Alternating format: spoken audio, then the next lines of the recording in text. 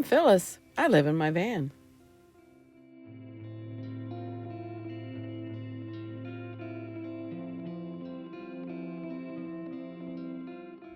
Hello, my tribe.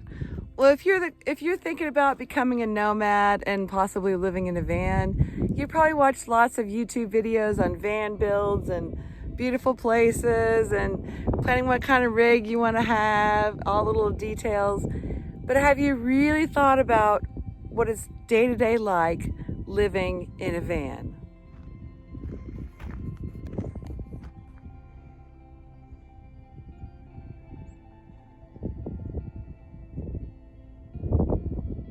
One of my viewers contacted me a while back and said he wanted to talk to me on the phone about whether or not he was ready to live in a van. So we set up a little phone consultation, and the first question he asked me was, does he need a microwave? And I apologized to that gentleman, but I laughed.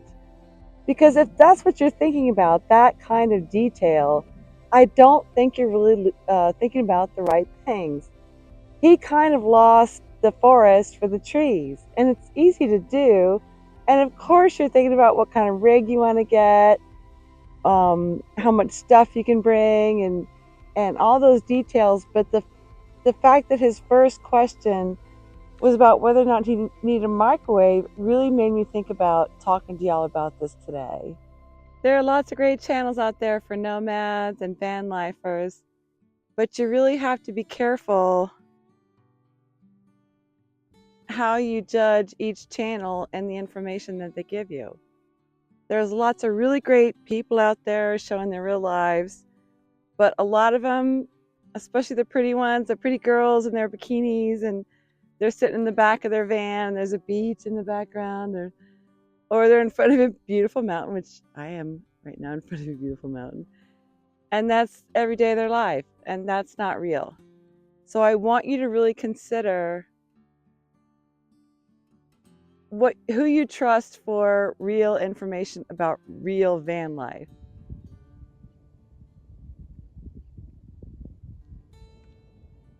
If you decided to be a van lifer and live in a van because of YouTube videos, you probably need to rethink your motivations and whether or not it's right for you. The reality is you're not always in beautiful places. Sometimes you're in the middle of just bare desert and there's nothing else to look at. Sometimes you're sleeping at a truck stop. It's just every day is not beautiful mountains and beaches. You get dirty. And when you're in sticks and bricks, you can take a shower every day. Maybe you have a van set up in mind where you can shower every day, but that's really not realistic. And most people who live in vans do not shower every day, I guarantee you.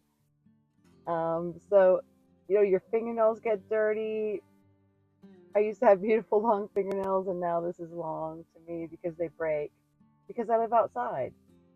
That's a reality. When you live in a van, you're basically living outside, and you really, really need to take that on board and what that means. One of the big things that I didn't really expect was I felt really uprooted. It was about a few months in, I kept having this feeling that I needed to go home. And I didn't have a home. I sold my house. So that's something you really can't describe to someone who hasn't been through it. But once you give up a place that you live in permanently, there's this feeling of being uprooted and not having a place.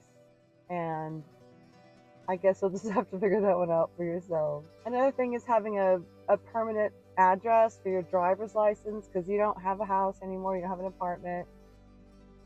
And that's not the easiest thing in the world. And then there's mail.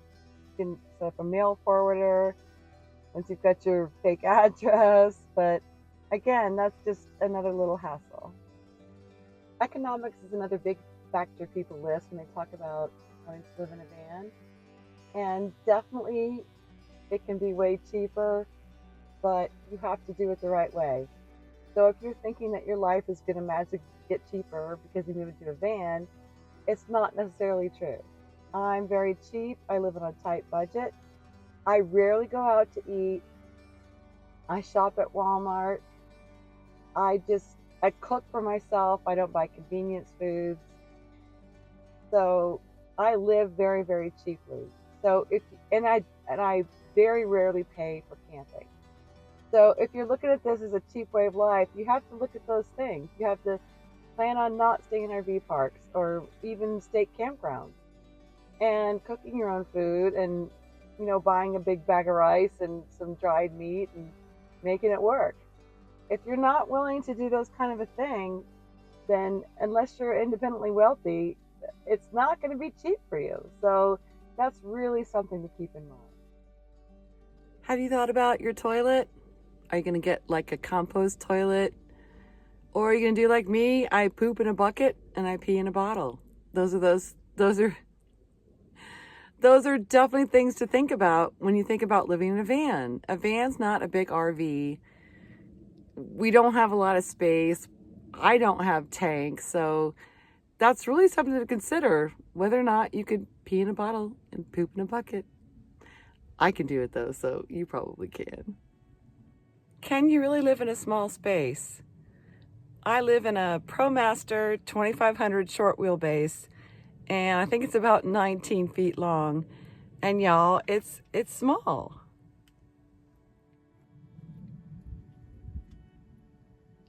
There's my kitchen,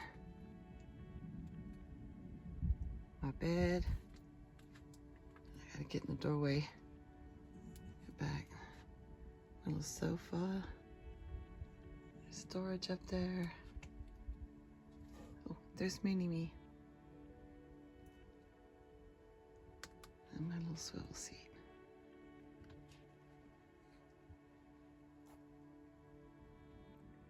Loneliness can be a real problem in van life. You can be by yourself for long periods of time, so you really need to think about that. Are you ready for it? I'm not saying you're necessarily lonelier out here, but if you're a person who has a big old bucket of friends back home in your town, and you leave that, it's going to be hard for you. But if you're like me, I was kind of a loner and didn't really have any friends or many friends before. This is just maybe a different kind of loneliness.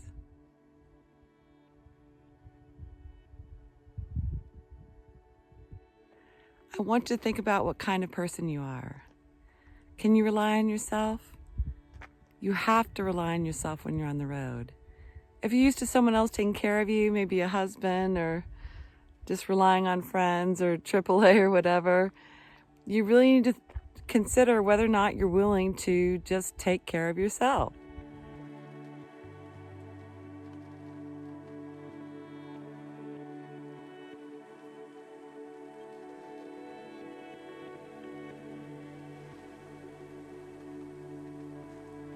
When you go on the road, you take yourself with you.